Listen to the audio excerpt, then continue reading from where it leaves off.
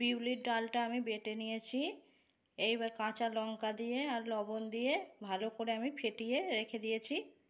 কড়াইয়ের মধ্যে আমি সরিষার তেল দিয়ে দেব। বড়াগুলো আমি ভেজে এক পিঠটা ভাজা হয়ে যাওয়ার পর অপর পিঠটা আমি উল্টে নিয়েছি। বড়াগুলো আমি ভেজে নিয়েছি। এবার 5 ফোড়ন আর শুকনো লঙ্কা ফোড়নে দেব। ফোড়ন ভাজা হয়ে গেছে, টমেটো দেব। টমেটো ভাজা হয়ে গেছে, আলু দিয়ে দেব।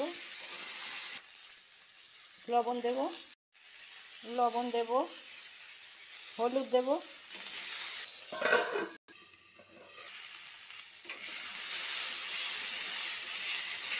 একটু বেগুন দিয়ে দেব। সর্ষে, পোস্ত, তিল আর কাঁচা লঙ্কা একসাথে বেটে নিয়েছি, এটা দিয়ে দেব।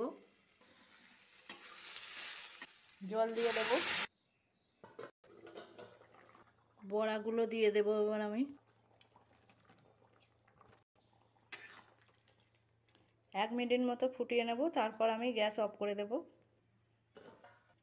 এই যে বিউলির ডালের বড়ার তরকারি আমার হয়ে গেছে, আমি গ্যাস অফ করে দিয়েছি।